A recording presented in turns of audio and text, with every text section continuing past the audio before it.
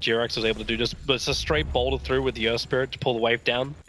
It's still the easiest pull in the world to do it, but I feel like Kuro has his work cut out from this game. It's like he doesn't really have any clear lane to gank.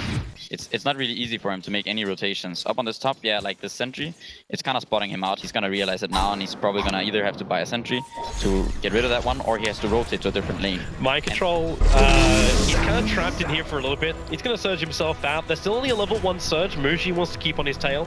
343 went for the Shadow Wave to start with, so no poison touch control. So he'll back out the bottom lane. I think that is why they opted to put the Juggernaut mid, just because that hero's ungankable. Like, Liquid don't even think about that lane anymore. DJ? Yeah, and it's not only the fact that they have the Juggernaut mid, it's also that he's against an Alchemist. This is like first blood right now. The kick's gonna come through. They're gonna body block it. Kuro actually started all of this up by starting his body block. It was an invisible force. Mid one looking for some revenge. Into the spin. Kuro trying to bounce around the tree line. Wants to go invis. Attacks once. Actually slowing him down. Turns on for the cloud. Mid one retreating out now. There is no kick available. And when it's going forward, Barter's gonna get isolated up by DJ.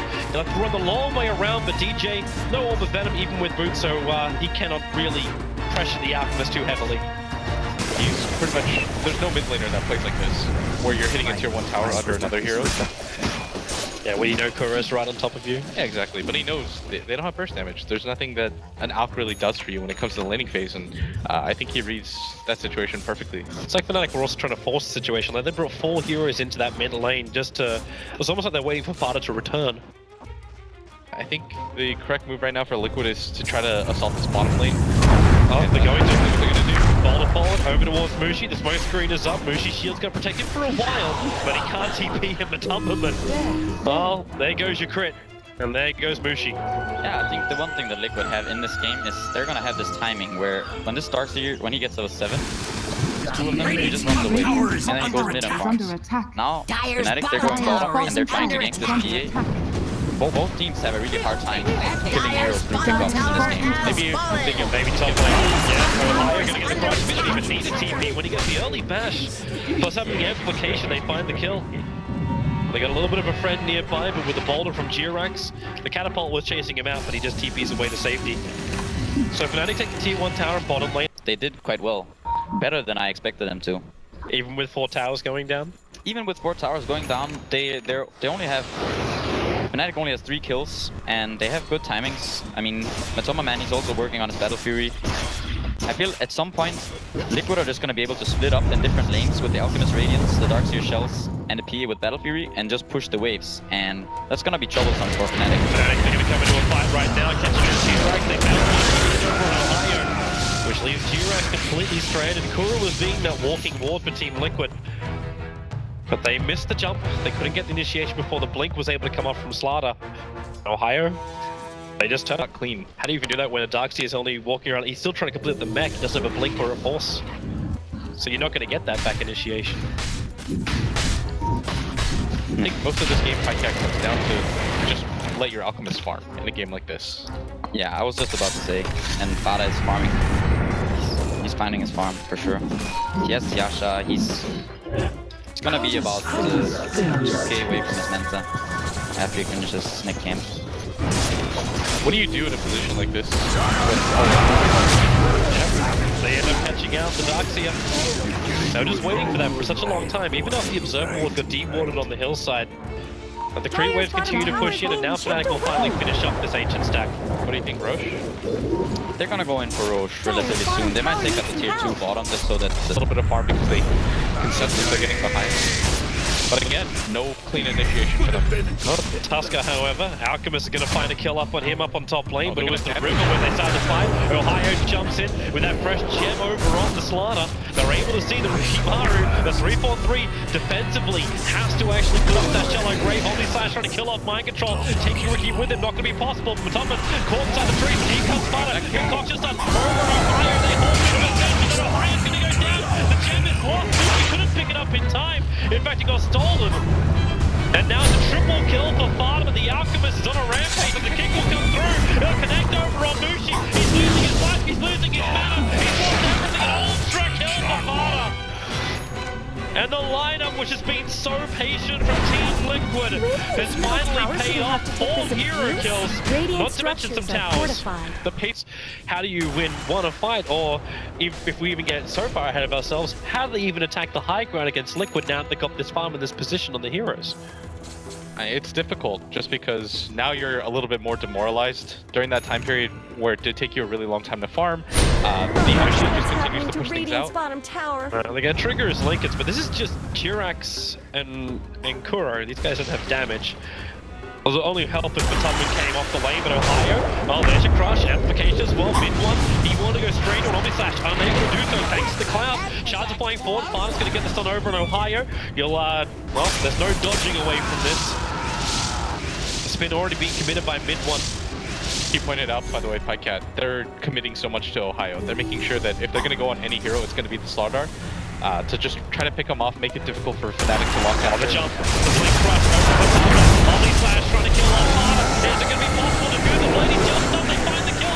Mushi turning on the zone gaze. With that lock-in mind control as well as Jirax, allowing the crush of Matubman with a 3-man isolation to the left. He almost does enough damage to find the kill. Thanks to the one charge, 3-4-3 will survive, but the Aegis see more triggers and Matubman is back to life, looking for some revenge. Over to mid one, finds the crit. Thanks to the smoke screen, mid one can't just run himself away from this one, or can he? Matubman keeping up with the fight. Mushi, he's still standing as well with 11 one charges up his sleeve. He'll need trigger these, or maybe he just TP's out in time. Yes, he will get out.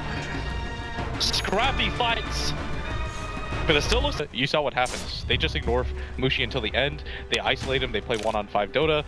Then he just kind of goes down without having dealt any sort of damage. Bottom lane, Matubman making the most out of the missile blade. Mid one was still against the wall. Beforehand, then Ohio with a double cross. They turn on the Stargate Team Liquid. They're a little bit too deep. The ball away from Jirax does get off, and Farner's ready to turn with a back into a 2-man stun. Not going to work. In fact, this time with the Lincoln Sphere, they'll break it off.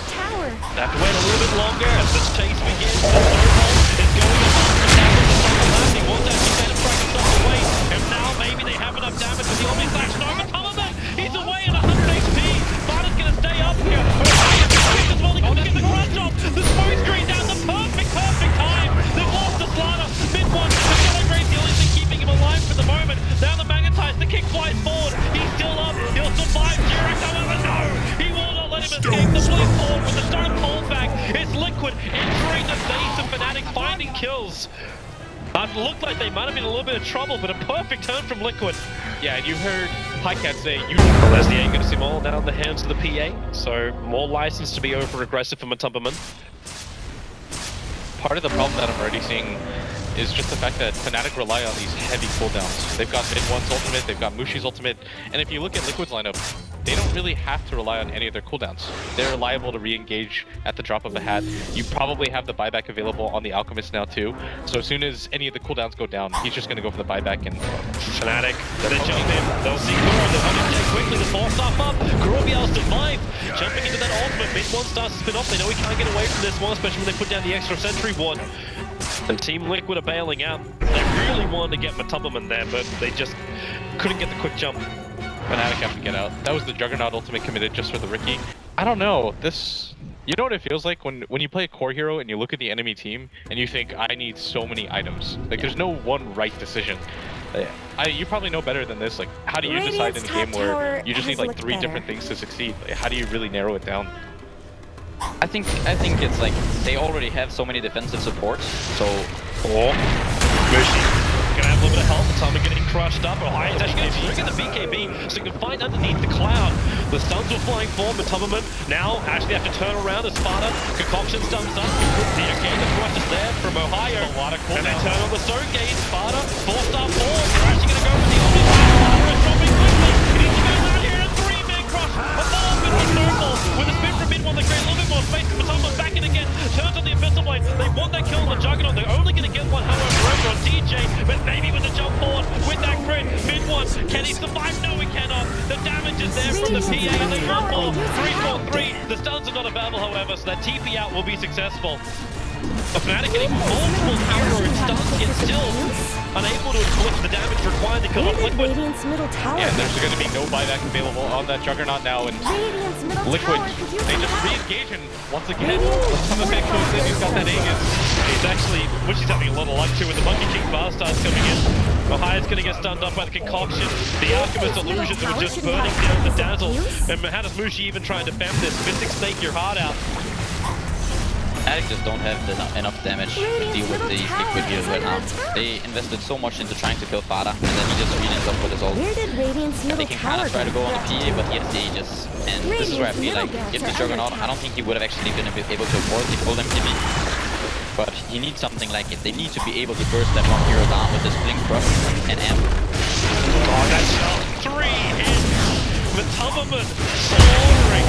They're gonna go for more as well. DJ trying to dodge a little bit with his snowball. Look at them just ignore Mushi. Like, they don't care that he's full health, full mana. They just ignore him.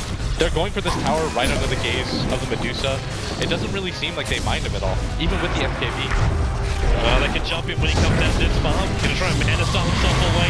Needs more health, however, Matubberman is dropping down. DJ gonna snowball forward. Picks everyone up. Mid one's in the middle of this fight as well. Mushi inflicts as much damage as possible. He'll have to instantly buy back if they want to defend this bottom lane. Because right now, Liquid have taken way too much on FNATIC. They've already taken their mid ranks. They're working on the bot ranks. There's Mushi back to life, but all he's got is the Dazzle. And the Dazzle is just not enough. And we see right there the issue with the Medusa's item builds. I think Pycat was 100% correct here. You saw Medusa try to 1v5. She was hitting non-stop. She was ignored the entire time while they were going for the base siege, and they didn't care. Yeah, this Manta style, you pop this Manta, and then you have these two illusions that die in a split second. They deal no damage. At least you can get picked up like this. G-Rex gonna get crushed up by Ohio. The back in the stun again. Mushi has to wait a little bit longer. Ohio wants to go for more. He'll get the crush on Matubberman. There's no way you can see more of the lead, so Matubberman doesn't have that anymore. But at the same time, they just don't care. The snowball's going forward. He's got concoction. He'll actually self-stun. And Matubberman's gonna go down. You know the redirect alive here. If I can finish this, Liquid will have minions. So there's a time push and everything they lose will still make it worse. The man needs something. They need some kind of exit kills to come here. But with the back control, Mind Control wants to sacrifice himself on the front lines to allow Fada to escape. FNATIC know they need to have more. The edification is still over on the Alchemist. He'll make a break for the mid room, for the top room. A nice little two items, Lincolns and Manta, and also now he got the MKB, but he still wants to run. Oh, 3-4-3. This is not the dream for him. The Sun spot, this first three is trying to get out of range, so he can still trade up. That's the first three, but the idea of backball also causing severe problems with Chris from Matubberman. Team Liquid, they've destroyed this FNATIC base. They'll go one by one. You can buy back as many people as you want to. They got enough life, they can even tank on the entire Omni Slash of mid one. And there it is. GG. Team Liquid will take game 1 of this best of 3 against FNATIC. Before the panel said that they thought the FNATIC strat was better, we almost unanimously agreed while we were watching that, and yet Liquid, that was a dominating performance. Yeah, definitely. I feel like Liquid played way better than FNATIC did in this game. I felt like FNATIC, they played a bit too passive, and also they grouped up way too much.